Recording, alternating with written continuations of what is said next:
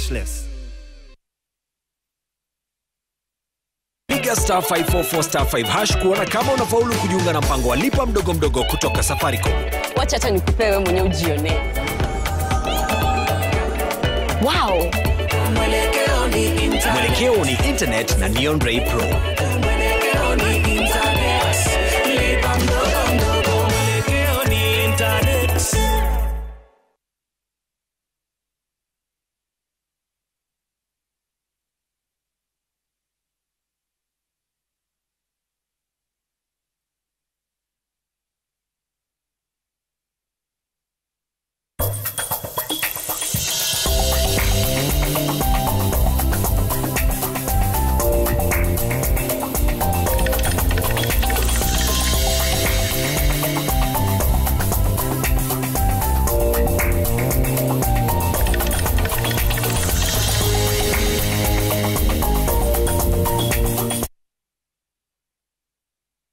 Collect fare kwa boda au matatu ukitumia ViewPay cashless na uqualify for bima ya 100,000 shillings pamoja na medical cover ya 20k na permanent disability cover ya 100k kwa 5 bob pekee. Dial star 236 hash today to start using ViewPay cashless.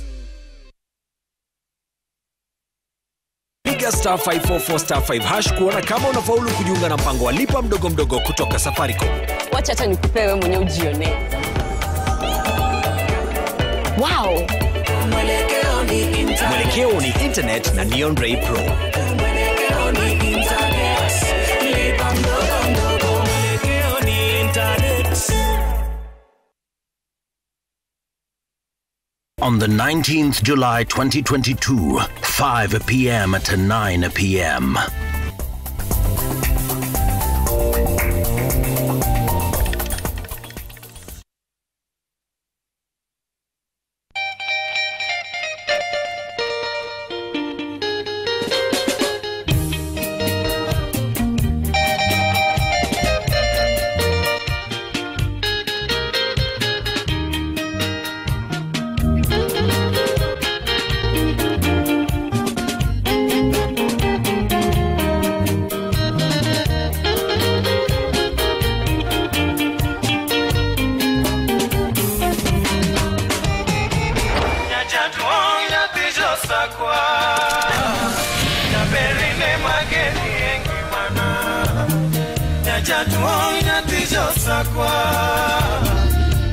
Radio Ramogi, Kartun Jaluo. Radio Ramogi.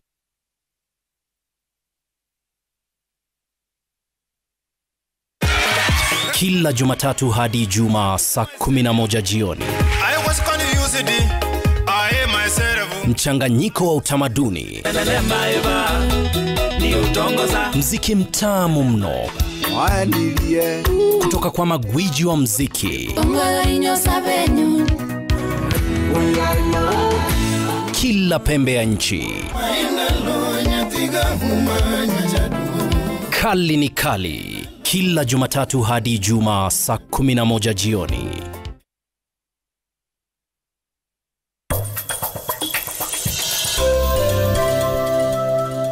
The only thing I know is that Alicia never cheated on anyone. Rebecca. As soon as I can, I will go to a hotel. I simply need to calm down and sort out my thoughts.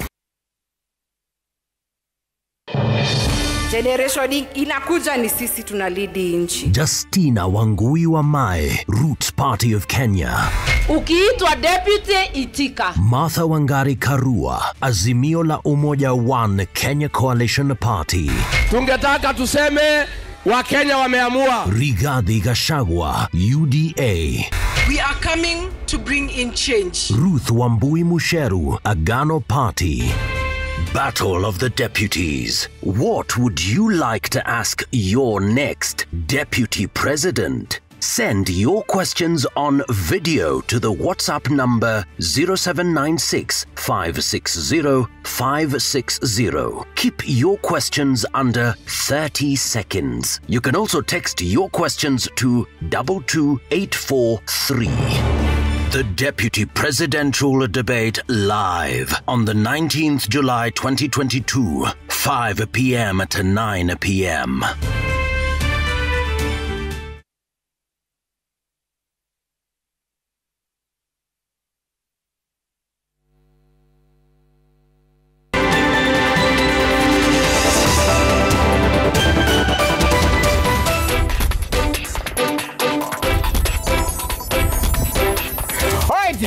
you doing? A very good morning to you. It is a beautiful, cold Tuesday, at least in Nairobi, that is. And it's another beautiful Tuesday.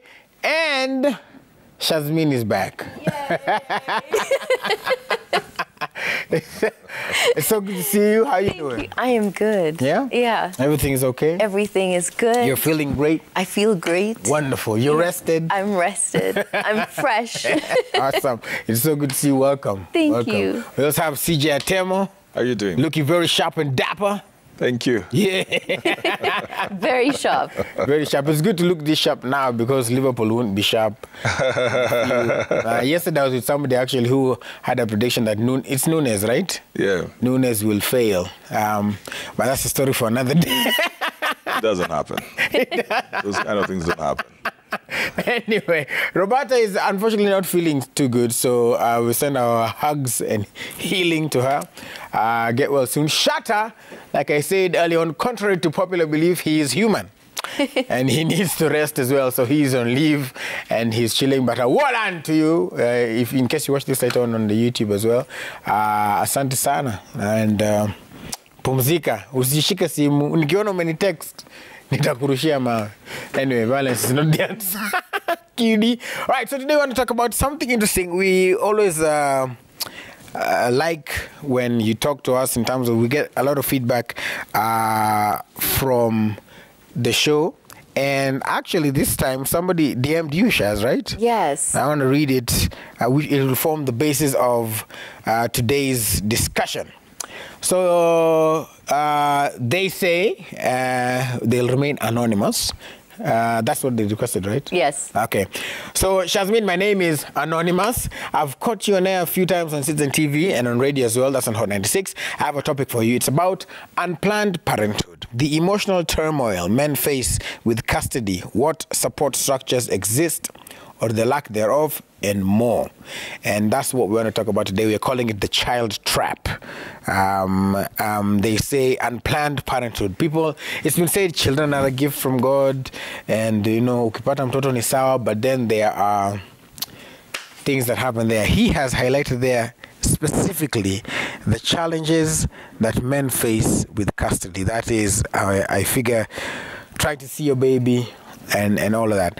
I guess let's begin there. Shaz, when it comes to men, I think, and this is a conversation I've had somewhere else before, is when, of course, it's the ladies who carry the baby, feel the kicks and everything, but men are emotionally involved in the process as well, right? Yes. Yeah. Well, I think exceptionally you, because that is just one thing I have to say from the day I've met you, is you are such a beautifully involved father. Thank you. Every time we talk about your child, I want to be like, wait, could we package it, podcast it, and men can learn, because you're unapologetic about how you show up for being a father. And I think that's so unique, because a lot of men will show up, you know, financially, they do that role, and they feel if I need to be a little more emotionally inclined, I might make my child soft. Right. So let me not do that. So I love that about you. Thank you. Thank you. But I think, you know, it's such a beautiful topic, especially for another man to also request, because it's not talked about enough, and I don't think men also understand their rights. So I think it's important to be able to bring out the fact, first of all, is when you're fighting for custody, are you really fighting for custody for the child?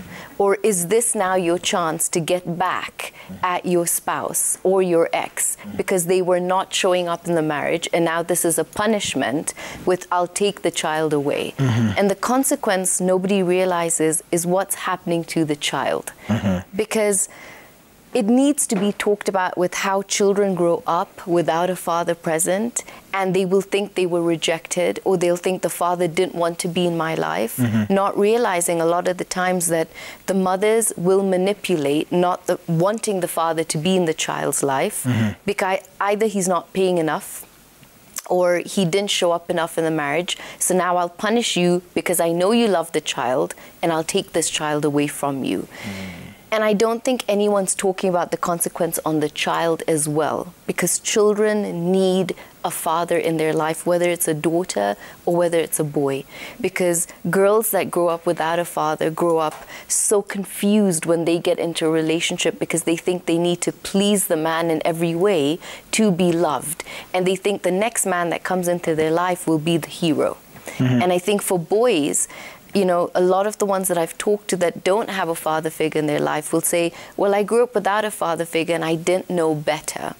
But then when I started to have my own family, I didn't know how to show up as a man, not only to my wife, but as a man to my child. Because I didn't have that, and I had to heal and work through that to find the meaning of fatherhood to me, to be there for my child. Right. So I think the most important thing is, you know, if you're going through a custody battle, don't punish the child because of the relationship the two of you had, because the child needs a father as well. I think it's only very different if the father's been abusive emotionally or physically to you, and there's a fear that he could be like that to the child. Then you're fighting for custody for the right reason. But I think in this generation now, it's to punish the man, but it doesn't really punish him alone. It punishes how your child's going to grow up. And then it's going to bite you, because when your child grows up defying you or feeling empty and feeling lonely, suddenly you realize now that my child needs a father, and you're going to sit with guilt saying, I prevented that from happening, and now I'm looking at my child suffer and my child feel alone, right? And that falls on me. So I think it's really even me as a woman to talk to other women and say, you know, don't do that. Don't punish. Don't bring ego into custody. Find a beautiful balance where it's not about the two of you and it's about the child. And just, CJ, you have, there are 3, right? 3, 4, 7. Yeah. Try to count. Yeah, father of many. But especially, yes, it's both girls and boys, but then there is, you know, the role of a father, rather, Shaz talked about the involvement of a father and the role of a father in a child's life. Maybe how important is it, first generally for both, and then for also a boy who is eventually rather going to be a man? Allow me to go back a little bit into the questions that were asked, and that was about the unplanned parenthood. Right. The reason we would talk about custody is the assumption that both parents are not together, that the parents are not together anymore. If the parents were together, then custody would not be an issue. They'd just be raised by those parents. So it probably gets to the place where the child, or rather the parenting was not planned, and then the relationship did not work. So they end up in the place where somebody is not even sure whether they want to be in that. Most of the time you find the young men will then bolt, or they will begin to question whether the child is theirs because the relationship did not work. And there's this unplanned pregnancy, and sometimes, you know, what would even be called the unplanned may be planned by one party. Maybe. So it could be unplanned to somebody else. One person. Maybe for the guy, he wasn't ready. Right. Maybe for the lady, she was. You know, the physiology of women is very interesting. There are times a lady can just see somebody with a baby somewhere and begin to have a baby fever. They call it a baby fever, right? And she'll begin to develop baby fever and feel like she wants a baby. Men don't have that baby fever thing. So sometimes a girl may desire, of course, a lot of them later on thinking through it, it's a whole weight to carry a baby for 9 months. But sometimes a girl may desire, maybe she's also very connected to the man, and she feels like we need to do something together. We need to have a baby and start a family together. But the man is not seeing that. So even when we talk about the unplanned, there are very many dynamics to the unplanned. It could be both of them didn't plan. It could be one person wasn't ready, or they even thought they were. Because some men also ask ladies, like, would you have a baby for me? Then when the baby thing comes, they're shocked into the reality. They say, hey, we had not really talked about this. But so in the cases where that relationship doesn't work, and then it gets acrimonious, then you'll start asking about custody. Because sometimes it doesn't work, but the people are cordial. They just understand, I've got a lady who has my child, and let the child be raised by the mother, and I will visit or will have. Sometimes arrangement. It is very cordial. They know that whatever happened, happened, and whatever was between them could not work. But when it gets to the place where we're fighting for custody, this is a situation where now the parents are probably antagonistic to each other. And that is the first place that I've got to talk about, that energy, what Shazmeen was talking about, that even when you fight for custody, you need to be fighting for the child. That energy of antagonizing the other parent is not very good for the child in the very first place. Because this child may not have the privilege or the luxury to choose from both parents. This child is rightly a child of both the two of you. And to put them in a place where they're going to have to choose without any good reason, nothing that has been done to them, is already very selfish, if you may ask. So coming to the question that you asked about, the presence of the father. A father is important both to the girls and to the boys, not just to the boys. Even to the girl, she needs affirmation. She needs direction. She needs to get to a place where she can get unconditional love from a man who is not trying to get something back from her. She just needs to learn that there is a man who can love me and affirm me and speak over me and even buy me stuff and not say I ate their fare. A man who can buy you your phone on your birthday and that will not be tagged on you forever. On something, yeah. So you get to know that a man can actually love you for just being you. And, give you a hug when you're broken and call you to find out whether you're well and show up for you.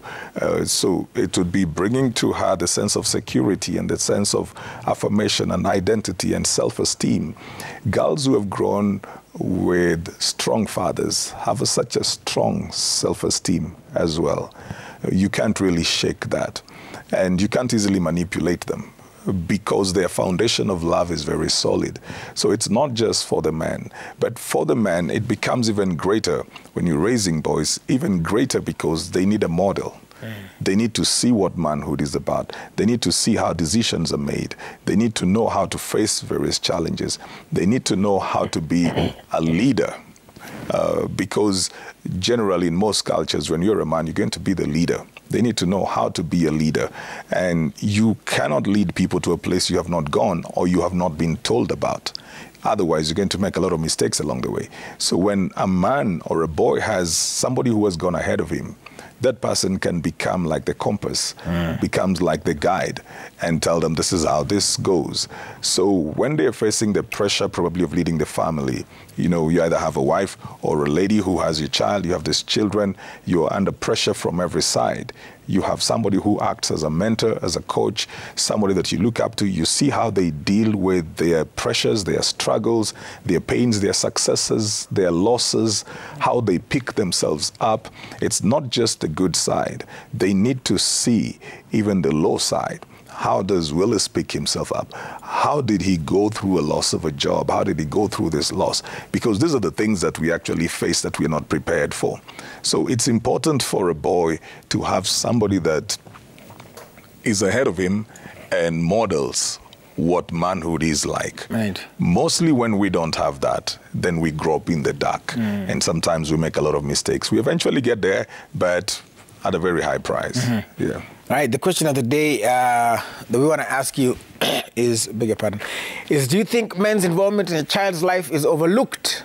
Do you think men's involvement in a child's life or in children's life, yeah, you can change that, in children's lives is overlooked? Yeah, but that's the question of the day. Hit us up on 22422, that's the SMS number 22422. 22422, and then the hashtag to use is Daybreak. Let us know what you think. There is also another group, Shaz, he talked about Unplanned Parenthood, and CJ said one person might be ready or not. Using that on both sides, there are men who say, in Kiswahili, mpatie mimba tulie. Like, let her get pregnant and then she'll definitely be staying with you. Same time, the women think that if I just have a baby with him, then I'll get him to stay. What is the danger in that? I think when, first of all, there's no certification on parenthood. Okay. And I think when you have a child, that child is going to teach you how to heal your inner child.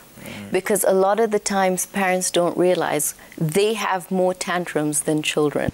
And those tantrums that are coming out is because things are unresolved inside of you, and your children almost become a mirror into your soul for you to be able to heal. So I feel when you're looking at having a child, or you're thinking about, I'd love to be able to start a family, I think it's something that needs to be more conscious in this generation, because of the way relationships are going right now. Right now, the grass is always greener on the other side. And I feel there needs to be more of that planning around, if we're choosing to consciously have this child, it's because we love each other, we feel safe in this relationship, there's trust. So now we've both, as adults, worked through so much and built a foundation. So as we bring this child into our lives, this child gets to automatically have a better foundation. But you're still going to work through a foundation as a couple for the rest of your life. Right. But your child gets to grow up watching that beautiful stability and the instability, which will teach them so much at the same time. But I feel right now, it's more a hookup compared to wanting to have a child. And that whole child trap almost sometimes comes down to, I've learned with women who are dating married men, and they don't want the privilege of what's coming with dating that married man to end. So you almost trap him in with, now I'm pregnant, so I know you'll financially have to take care of me and the baby at some point. It's lost that beauty and the consciousness to, why are we having a child? And then it leads you both to fighting in a really ugly way, because no one's thinking about that child. Even when you're looking at unplanned pregnancy, we're having fun, and it can never happen to me. It'll happen to everybody else. But nobody's discussing while we're hooking up, what if it does happen? And then you have the instances where the men disappear. They're not part of the child's life. And then after a while, what happens when he decides he wants to come back? You've left the woman bearing everything. A lot of the times wondering, do I have the child, do I not? Do I give it up for adoption? I can't cope. I thought we're in this together. Now you've decided it's got too hard and you've moved away. So I've had to get hard and tough to be able to raise this baby on my own. Then when the father decides, 2 years later, right, 3 years or I want to come back. Yes, he has every right to come back, but there's got to be a way you also come back. Because you're not only coming back into that child's life, you're coming back into her life. And she's built resentment and hardness and having to raise this child without you. You coming back is going to be really tough, and it's still going to overspill into the child.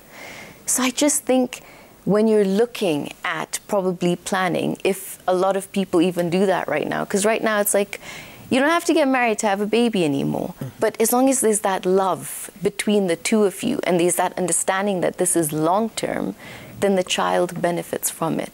But I think when you look at it from a man's point of view, right now men feel, okay, let's look at the vindictive woman who's taking the child away from me to punish me. How do I get through that?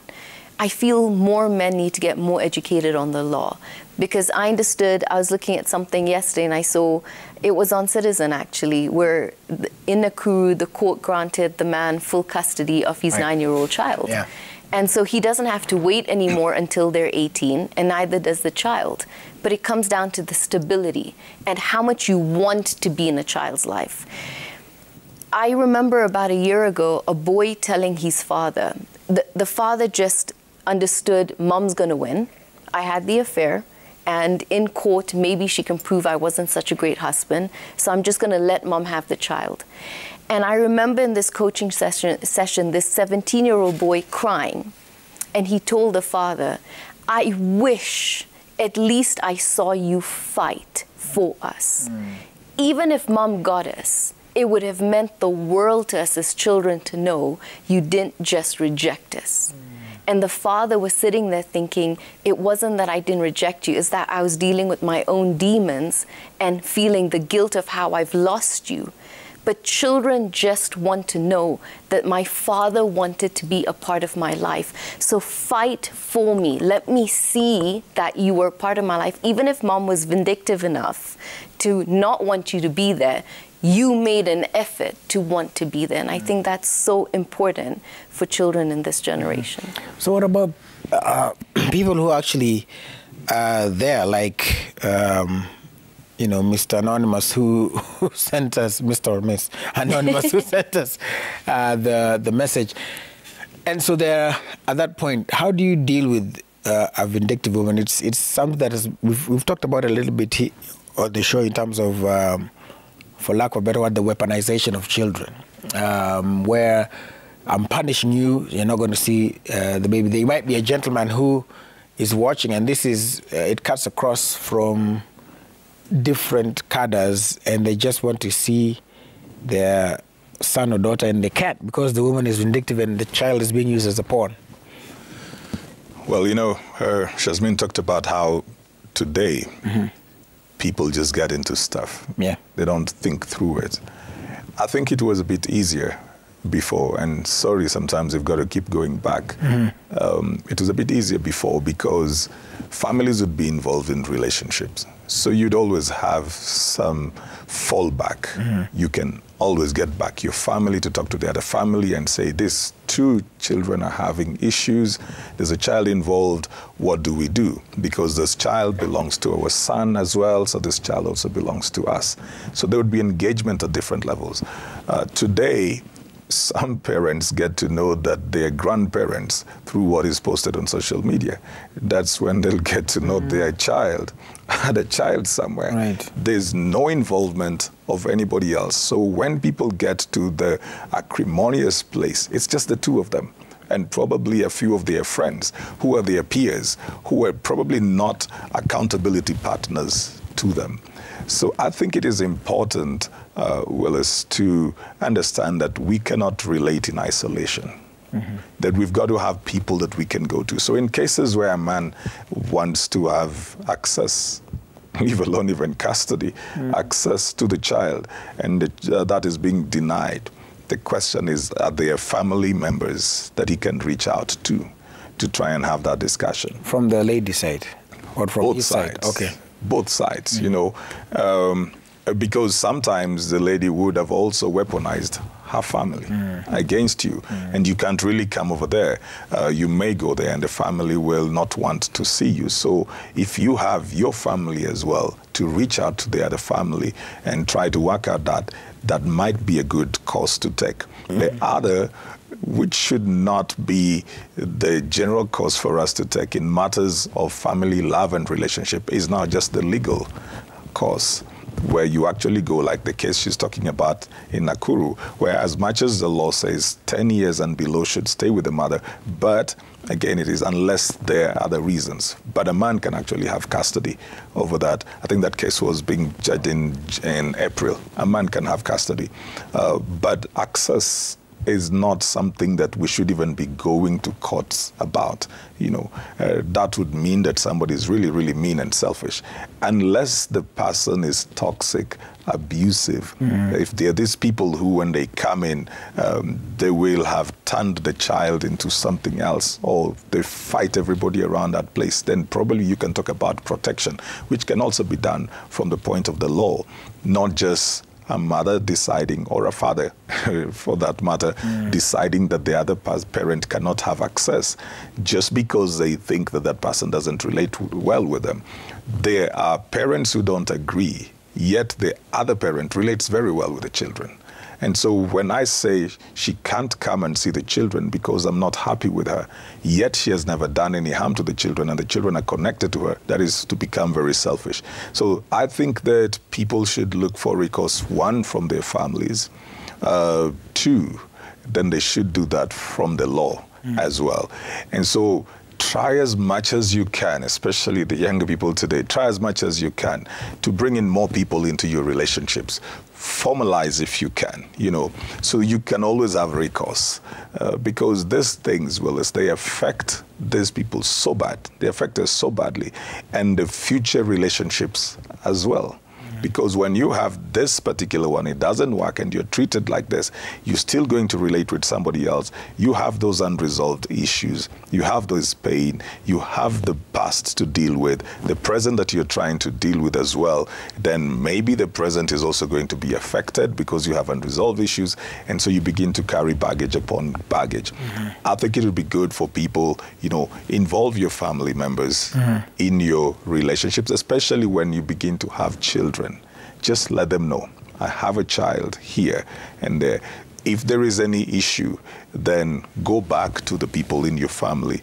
Let them initiate conversations. Let them draw up agreements. If that can't work, then probably go the legal way. Yeah, and I mean, there's so many questions I've noted from when you're talking, but I guess we'll start with what you said right now. There is really no definition. Shaz, you said it's like, you know, we're just having fun. So how do you create that avenue where you start having that conversation? Because, and at what point? Because again, you don't want to scare the other person away.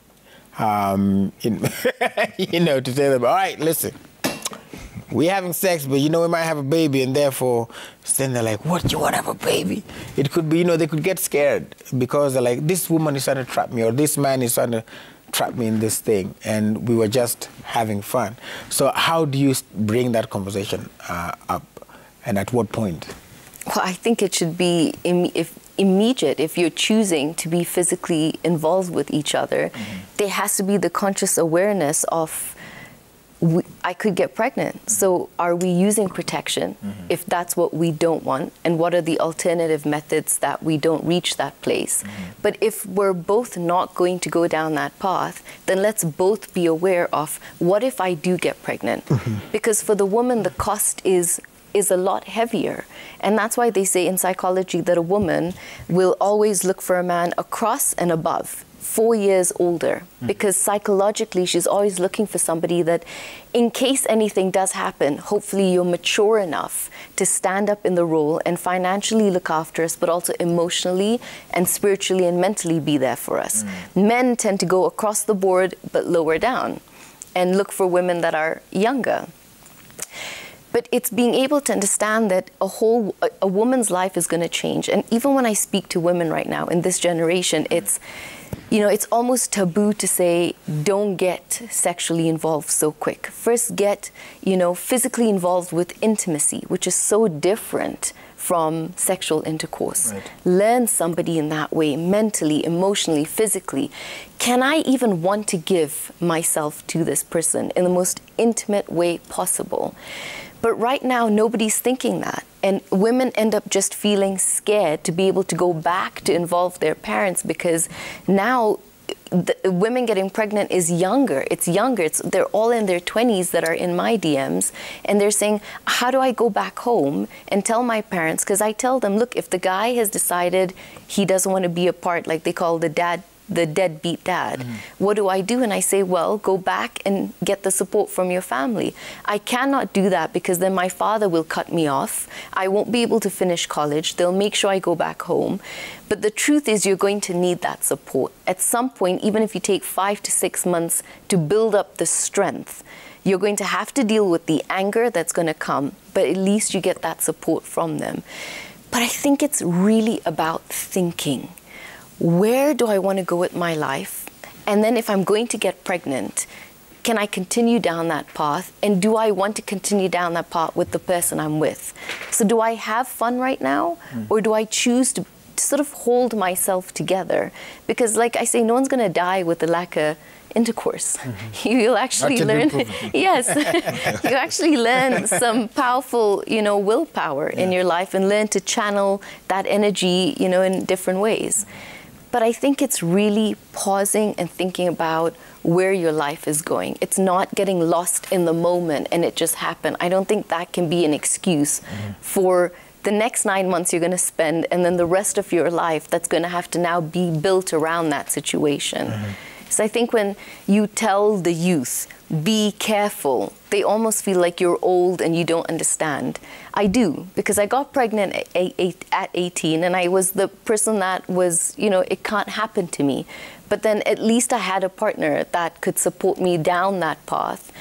But not everybody gets that. Right. And your life does change drastically and completely. So instead of putting yourself in a situation to have to deal with a problem, why not pause and get conscious as the youth, and also for parents to be able to educate the child. Don't just tell your teenagers, don't do it. But tell your children, educate them, be a friend and say, look, if you did, life will change. Is that what you want right now? And I think it's crucial. That's why parents have to be teenagers' best friends and raise children of the generational time, not just of your time. Don't advise children on how you were brought up. Advise children on how they need to be brought up now, so they don't end up in custody battles and lost and confused and stuck with hookups, because also they didn't grow up with fathers and now they're just looking for men to fill that void. So it's a whole cycle. But I think if you pause to be conscious as a human being with how you want to spend the rest of your life and then bring life into your life, things change. Right. And there, first of all, CJ, you laughed there. Do you want to add something? Or it was just, your laughter was in agreement, not bringing people up the way you were brought up. Well, you know the statement, in our days. Yeah. You know, back in our day. Yeah. And it's always pegged with watoto wa siku hizi. Yeah. But generally, you see, of course, the children today as well, they are facing very unique challenges as well. But we can hold foundational principles, just certain things that are timeless, like delayed gratification, you know, just respect, self-respect. And that is not just for the girl. I think we do injustice to boys by not talking to them about holding themselves back as well. We talk to the girls because their consequences are immediate and they are dire, and they're very visible as well. But we don't talk to boys about what if you get a girl pregnant. That's not a conversation that most people would have. We don't tell them why they need to hold back, because there's the possibility as well of that pregnancy, and that means you have to be responsible over that girl, and you'll be a father for life. It's not just the lady that becomes a mother for life. I mean, you'll be a father for life, whether you're present or not. And people also underestimate the emotion. You talked about that at the very beginning, that men have knowing that they have a child somewhere. There are these cases nowadays where ladies who are probably well-to-do will look for a man who can sire their child. Say, I just want a baby. Just want a baby, I'll pay you off, and please, you don't need to be involved. And I say this to them that, you know, the man will always grow with a consciousness that there's a child somewhere. So even if you try to pay off that, I had a case recently, somebody telling me they paid off this guy, then the guy later on said, I want to give you back the money, because I cannot live with the fact that there's a seed that I have somewhere else and I'm not involved. So he said, can we just formalize that union? And she didn't want that because she just wanted to have the baby. People don't also think so much about the emotional connection that a man would have with the child that he has, and what he has to live with, just having the knowledge that there is a child somewhere. You see, you'll be dealing with all this guilt. What if this child becomes this kind of a person? What if this child comes to look for me later? What if this child finds out that there's a father who just took away money, gave away his seed, and he's living somewhere else? So if this child is not doing well, the guilt that you actually just took money, had a baby with a woman, and you're living well with your children, and one of your children is not living well, or the vice versa. Men also go through this emotional turmoil. And it is important for us to begin having the discussion with men as well about, what if you get yourself in the place where you will be a father? Are you ready to become a father? And not just the provision, will you be emotionally present? Are you going to invest yourself in this? I had a case with a young man at some point, and he was so devastated by the fact that he had a child and he was at a low place financially. And so he wanted to run away. And I said to him, you know, don't run. Don't run. Your son needs you. And he told me, you know, it's because of my son that I want to run away, because I feel like I'm failing him. And I said, your child will forgive you for not having money. but he will never forgive you for not being there. He'll not forgive you for not being there. And that's nearly what Shazmeen was talking about, the 17-year-old who's saying, we wanted to see you fight for us. Yeah. So are we even preparing the young men and the boys? I mean, yes, physiologically they get at a place where they feel this is what they need to do, and for them it is for fun, but then there are consequences, and we need to prepare them for that as well. Yeah. Well, there's, again, remind me to ask a follow-up question there, because even early on, the first time I thought about the question was when you talked about you need to show somebody, you know, that when you're low, your children need to see, you know, your low points and how you come out with that. But in fact, let me just ask, before you go to feedback, Winnie, sorry. So how do you do it? Because, again, we're in a society where you don't want just children to see the bad times. In fact, before I came here, I was watching The West Wing, a very old show. But this gentleman was saying how his daughter was up in the hotel room and he went down to the bar and he was drinking because, yes, I'm in Peleka on at the college, but he's just realized that I can't afford the college and I don't want her to see that I can't. It will crush her. So how do you have that balance where you show your children the weak points and we don't have money now and all that? I'll give you an example. My son wants to go to college now. It's been a discussion for quite a while. And so he had all these dreams. And we'd allow him, you know, he's the one who looked for colleges everywhere. So he would bring it back to us. We'd look at the fees, we'd look at the things that we need to do, and then we'd actually talk about that. We'd talk about the fee, we'd not even say we don't have the money. We'd talk about that and begin to make him understand the various costings of the various colleges. It got to a place, and last year before he was even 17, it got to a place where sometimes he would get a response from a college, and then he would not tell me. So I would say, is there anything else that you have received lately? Then he would say, yes, there was this, but I feel the fee was too high. You see, what he had learned was that there are times when something is out of reach. So he's not just assuming that we are always at the level where we can do everything that he needs. So we opened a discussion with him. I'm a faith person, so I'll tell my son, you know, everything I have, I get it from God. So you got to pray your way for this thing so that we can get the things that you want us to do, and we get into deals. So he knows that I'm in process. It's not that everything that he wants is available. Right. So I'll say, you know, you need to pray about that as well. I'm working hard at it, I'm praying about it, I'm working hard, but you also need to pray about it so that this can work for you. Sometimes we face challenges, then like there was one particular one he really wanted, and then it didn't go through. They had no reason, but they said, we can't have you for this particular semester that you want. I said, well, just go back and look again. And he would try. So in the course of his processes, I talk about my processes as well.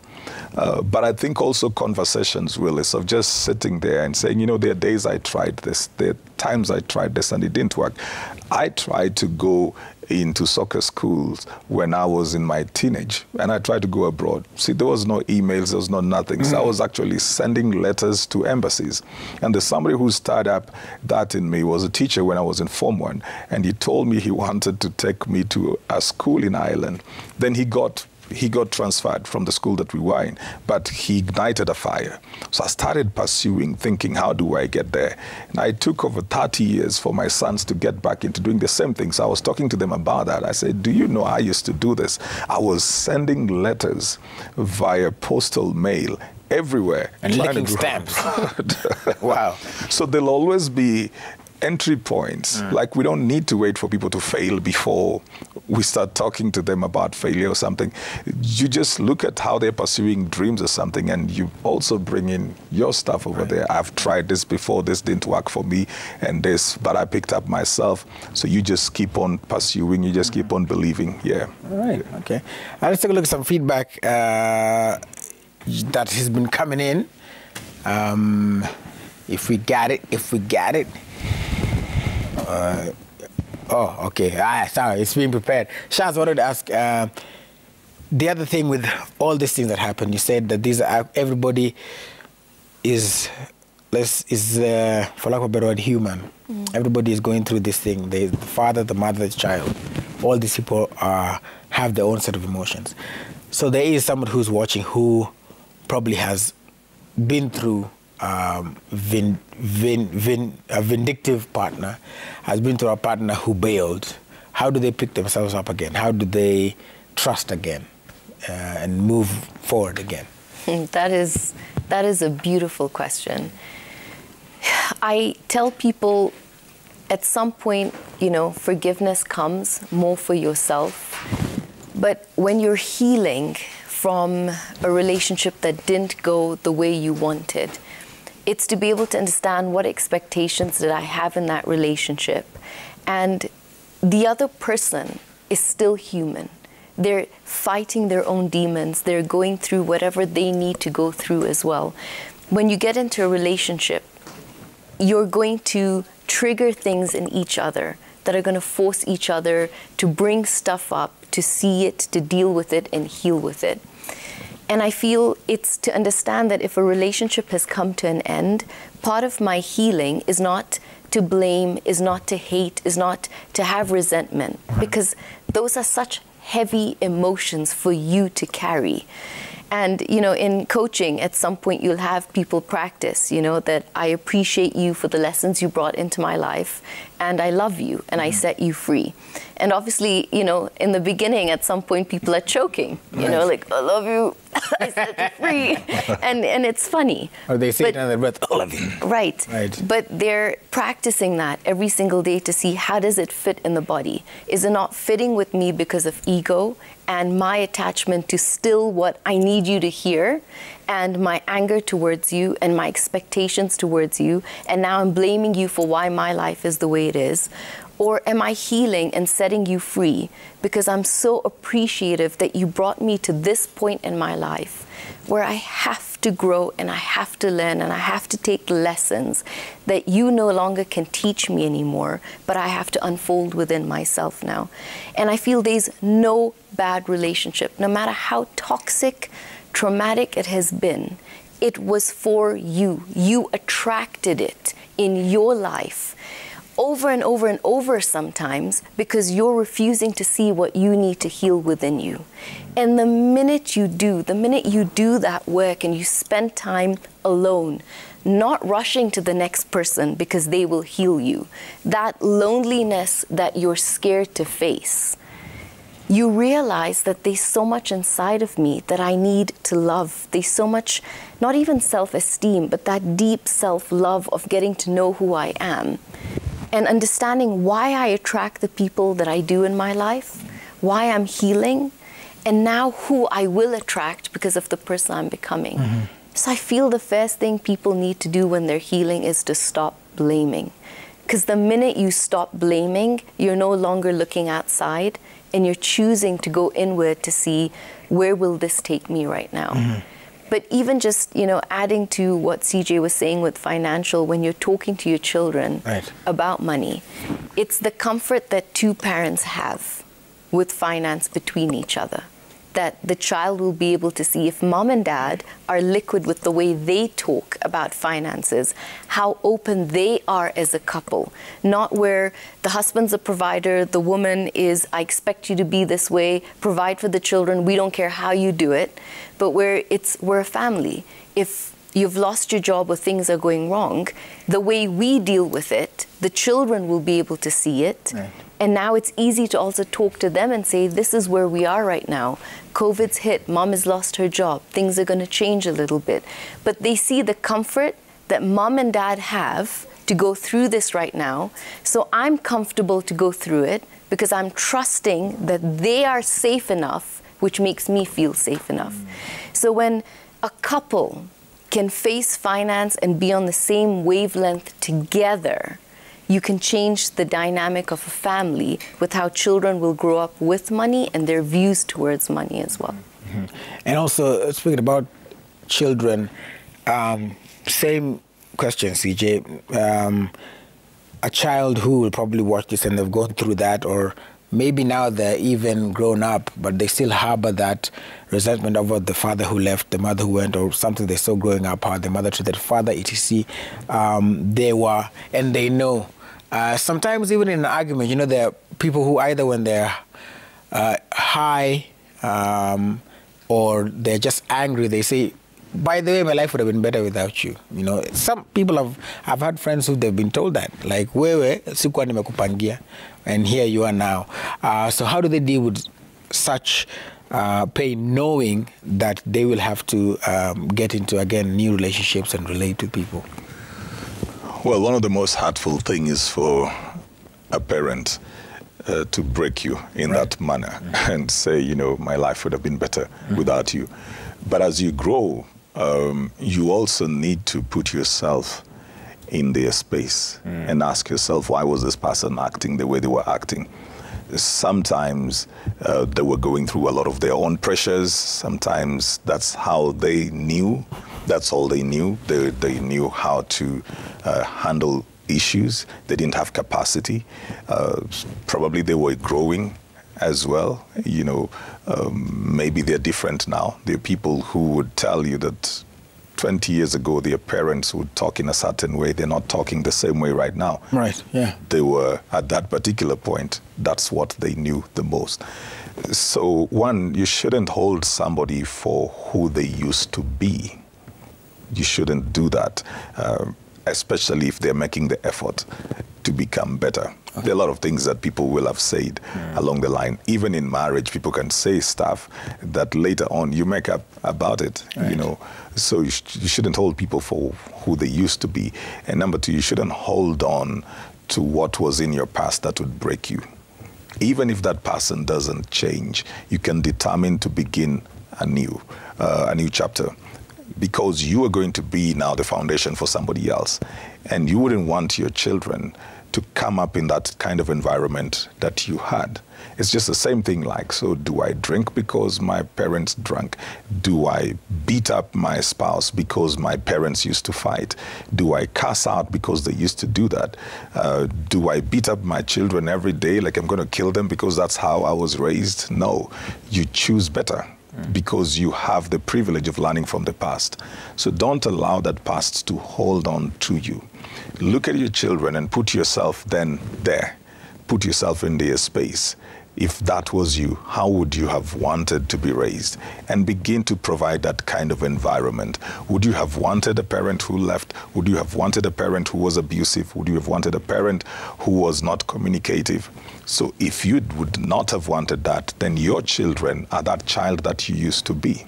And you've got to begin creating for them the environment that you desire. That's how you break the cycle. That's how you learn to become better. And it will not be easy, Willis. I mean, when you're used to certain patterns, they're not very easy to break away from. Sometimes you feel overwhelmed. Sometimes you feel like going back into the comfort zone. It's just like when you tell yourself, I'll be waking up early when you're not used to. There are days you'll just feel like, let me just tuck in bed the more. I'll wake up early tomorrow. Or something like diet or gym or, you know, running. It's not the easiest thing to create new disciplines, but you will just need to stick at it. When you find yourself failing, you pick up yourself and take up that again. You don't make the excuse and say, well, I can't do this. I normally think about a situation I was in. And today you're going to pay me because I'm sharing too much personal stuff. This is the good stuff. This is the good stuff. I think about a situation. I was in a certain situation one time, not completely related, but it would give, the logic would still be the same. So on the one hand, I've lost my parent that I need to bury. On the other hand, I've got all these children looking at me at the same time. So I'm caught up between mourning and raising. And I had to remind myself that my mother did a great job in being there for me to the age I was in. And I can lose myself in the morning and my children will not have their father. Yet I had my privilege. So the thing I've gone through is painful, but then there are these other people who, as much as I am in the pain, they still need to get their peace and their future and their benefit because they're still growing up. So that does not in any way negate your pain, though. It doesn't negate the pain, right. But now you have to now think about the next person. Yes, you are in this, but now think about the next person. If I only think about myself, how will it affect these people? And that's just the same as if you have grown up in a very terrible family or something. Now you begin to raise a family. You have the pain of the past. But then there's hope that these people have for the future. So do you lock up yourself in the pain that you have gone through or are still going through? Or do you also realize that you have an opportunity to create a brighter future for these people as you seek healing in various other ways and different avenues? I think it's just a thing of looking outside of yourself. Right. You look outside of yourself and say, since I need to do this, then maybe that is where then people seek therapy, because I need to be there for these people. I need to create a whole home for them. I need to create a peaceful environment. So I need to heal. So you seek therapy, seek counseling, find a coach, find somebody, go to someone, talk to them, pray, as you always say, just seek help, because now you need to build something afresh and you need to find a new pattern to do that. Yeah. All right, let's take a look at the feedback. Paul, Vivian, and Winnie. Let's take a look at some of the feedback and what people are saying. This is _Rasfelo. I really like the way Shazmeen. Is that the right Shazmeen? It's Shazmeen Bank. I don't know who Shazmeen carries, but anyway, we'll take the roses. I like the way Shazmeen has said, but women don't want to hear this. A father is more important to the child in a child's life. Let them hear this. All right, Rasfelo. Victor Peter 001, yes, the role of a man, he says, is being overlooked. Times have changed. It's not the man's sole responsibility over kids. We all have to show responsibility towards the same. Remember, some are born out of traps. I am Kaka Edu. I'll say it's overlooked. Ladies normally feel they can raise the child without him, that is the father, after the relationship or marriage fails. Involving a child in your misunderstandings denies the child the right to have a father. It's unfair to the child. All right, those are the tweets. Let's take a look at... okay, there's another one. Engineer Lazaro. Children's rights strip men of all their parental role of children from the estranged wives. Interesting. Asembo mwenyewe, what if you have a child and the mother doesn't want to associate the child coming with you as the father, or rather growing with you, I guess, as the father? I think we talked a little bit about that during this show, so you can check it out a little bit later on YouTube. Let's take a look at some messages. You didn't leave your name, but you say, what if a father is abusive, fighting the mother in front of the kids? Jumimi, nilichapwa kichapo cha mbwa mbele ya my 2 boys. Nilitoka na wao mpaka saa hii mwaka mzima hajawa na watoto wake na sina plan ya kumrudia. Okay, we'll tackle that. First, you need to understand that the child is very forgiving, or rather children are very forgiving. Parents should know how to maintain friendship with their children after punishing them. The exact minute the child wrongs you is the time you need to punish them. A child cannot grow in an environment of not knowing right or wrong. Good morning, guys. What about a parent, or what about a present dad, but at the same time he's absent in the life of the child? I believe this should be discussed because it's very tough for the child. Please share your thoughts on this. So there are two. There's one who says, okay, how do you involve fathers who are deadbeats in the lives of their children? What will they be modeling for their children? I think that we tackle a bit. But there's the first one. Sorry, we need the first one where somebody asked, what about if, I think that they're abusive? What do you do in that regard? This is a scenario where the husband or the father was abusive to the mother in front of the 2 kids, and the mother took the kids and left, and she says it's been a year now, and she doesn't know how to reintroduce the child back, the father back into the lives of the children. What does she do in such a case? I feel in a case like that, you wait until the father comes to you and wants to be a part of their lives. Because what if you're introducing the father and he might be abusive to the children as well? So I think a situation like that is not It's not for you to force the father to want to be a part of their lives. It's for the father to want to be a part of their lives, but to have shown you that you can leave your children with him and they'll be safe, because I'm sure that's something she'll think about. Right. If he was comfortable enough to hit her and the children are watching, he's not caring about the effect that's going to have on them. So I'd say in a situation like that, to even have people around where if your child is going to be with him, people are present to how he is with the children, how he's behaving, what he's saying. Because in some situations, what if the father is with the child and now he's telling the children things against the mother? Because I've seen that. Right. And it torments them because they love mom, they're with mom. When they're with mom, mom's telling them stuff about dad. The minute the children go to dad, dad is buying them everything now that they want because mom financially cannot afford to do that. So he kind of wins them over there. And then we'll sit and tell them everything that's wrong about mom and how mom's keeping them away. And now the children are torn between who do I love, who do I like, who's right, who's wrong. And then the children actually get very clever, because they learn how to play you off. Right. I had this situation 2 years ago where mother fought for custody because of the exact same reason. The home was so abusive. But when the children were with the father, he was financially providing, buying them everything possible, and then talking about everything that was wrong with the mom. And now the children got so clever with, if mom said no for something, and I mean, these are 8 and 9-year-olds, they would turn around and tell the mom, I want to go live with dad. And when they go live with dad, if dad was strict about something, they turn around and say, I want to go live with mom. So they were actually playing the parents off on how to be, I want more of your love as a child. I want to seem like the better parent. So I'll do and give in to anything you want. And now you're raising children who are like, I can play one against the other. I think in situations like this, it's to get really clear sometimes with, get someone to mitigate even what you're going through. Have people sit down and say, all right, if the father wants to be a part of the life, will that happen once a week? Will that happen over the weekend? Will the father take the children just for the day and bring them back? Do the kids get a day but one stable home? But work it together with people involved that can help you see beyond both of you what you're going through right now. All right, well, we're going to end it there. If you have any more questions and some of the questions that we did not answer, you can feel free to reach out to C.J Atemo on his platforms. That is at C.J Atemo across all of them. There's a Chris Atemo on Facebook, though. There's just C.J Atemo. Okay, so it's C.J Atemo on all platforms as well. Like I always say, he's written up to 10 books. Make sure you also ask him about that and read them at Shazmeen Bank. Shazmeen Bank on all platforms as well.